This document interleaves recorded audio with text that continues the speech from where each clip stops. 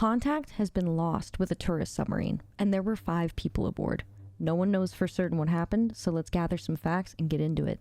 A submarine by the name of Titan, owned and operated by the company OceanGate, has gone missing off the coast of Newfoundland as of Sunday evening. If you don't know about the Titan, it's a tourist submarine, though you may not have heard that term used casually in a sentence before, as it's a relatively new type of thrill reserved for those who are either well off or save for the experience. Its tickets are for an 8-day expedition to the wreckage of the Titanic, and costs around $250,000 USD. On these voyages, tourists are guided on submersible dives to explore the wreckage of the Titanic, so that they may take in a piece of history that pop culture has grown in interest around for millions of people across the world. However, the expedition's excitement has turned for the worst. Not even a full 2 hours into the submarine's dive, it suddenly lost contact. The rescue mission for the submersible and the 5 aboard began on Monday, June 19th. OceanGate, the owner and operator of the submarine, is expending all their efforts to locate the vessel. They are also being assisted by other government agencies in this quest. Things are going to be tense in this endeavor. When you're dealing with a submarine, you have to keep in mind that there's only so much oxygen on board. Unfortunately for the Titan, it only has about a 4-day emergency supply of oxygen. So how on earth do you lose contact with a submarine that is going to these kinds of depths with passengers aboard? Apparently, radio and GPS do not function underwater. Radio waves don't even travel underwater, which is something that I didn't even know, and now that I think about it, it kind of makes sense. One way that they're able to communicate with a submarine is by sending audio pings every 15 minutes or so. This, however, only functions when it's within sound range. They say that the way that they communicate with a submarine is by having a ship directly above it, and in this case, they can send short text messages to the submarine below. But that is currently no longer an option, as the responses to those text messages have stopped. What struck me as being even crazier about all this is that the submarine itself doesn't actually know where it is in reference to the Titanic while it's on its way down towards it. This means that the ship above has to give directions to the submarine's destination to the submarine from above it via short text messages, which is pretty wild to me. That's an insane way to deal with any kind of exploration, in my opinion. It's like your mom trying to send you text messages to your cousin's wedding while you're driving, but like you're in the ocean in a craft that's hundreds of feet below water that's actually really dangerous, and you have no GPS or a map. Yeah, good luck. 2 aircrafts, a submarine, and sonar buoys were involved in the search for the vessel. It's been noted that the area that the search is taking place is remote, making operations exceedingly difficult. The US Coast Guard stated that a research ship, the Polar Prince, did a surface search for the submarine on Monday night, though nothing is yet to be found. Being a pretty regular person, I'm also kind of unsure how radar and things like that actually function, but it is really surprising to me that in 2023, we have no way of locating a craft that is below the surface of our ocean. It's kind of insane to me. By the way, it's important to note that this is the only submersible in the world that takes tourist passengers to the Titanic, and the way that it's done is actually pretty sketchy. So let's touch on some of the safety concerns, and there's a lot. Something that I've realized while looking into the submarine is that it actually doesn't seem safe, like, at all. Like, look at this. They are literally operating this submarine with a PlayStation controller, and it's like not even a nice one. Everything else seems to be operated with touch screens, something that can prove to be really unreliable, especially in an emergency situation. There is, however, one button, and it's labeled Rush. Though I'm pretty unsure still what that button actually does, but I am also kind of realizing that Rush is the last name of the CEO of the company that owns the submarine, so that's a pretty nice egotistical touch, I guess. When you're thinking about the inside of this submarine, it's kind of pretty much the size of the inside of a minivan, except there are no seats anywhere.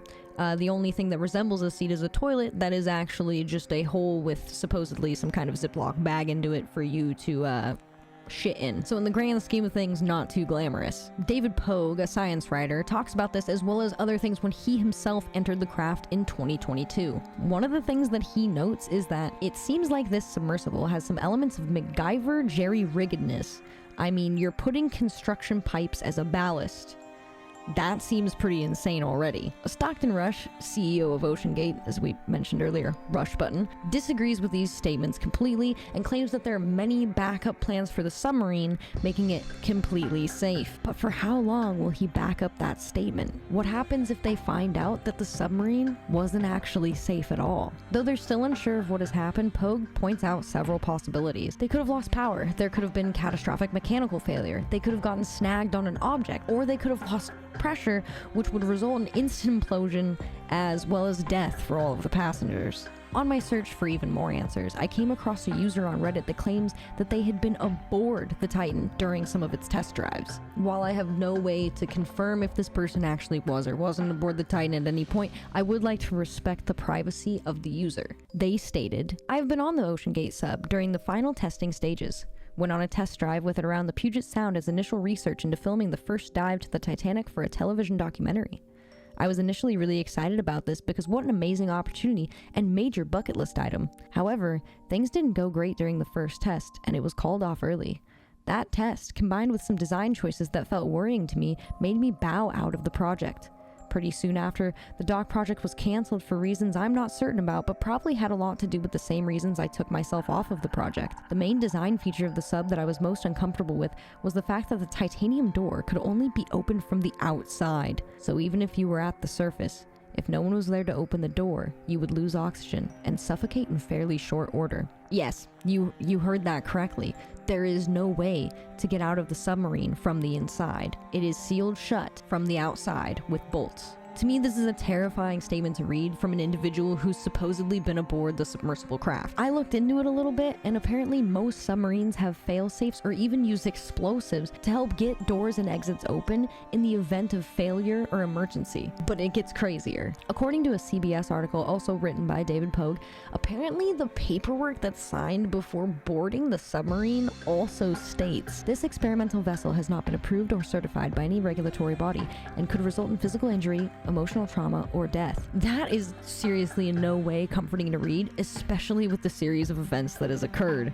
Mechanical issues with this submarine seem to be a consistent issue. Pogue also states that as a passenger, at one point they only got to 37 feet down before a mechanical failure occurred and they had to resurface. I could probably stand to do some more research on this submarine, as well as the company that made it. But the thing that's bothering me the most about all of this is that there were 5 passengers aboard. It carried 3 guests, a pilot, and a content expert. So that means that 5 people with lives, friends, family, and other loved ones are just lost to the depths of the ocean right now. Another thing that's really bothering me is that all the articles that I've been reading have only really been citing one passenger aboard.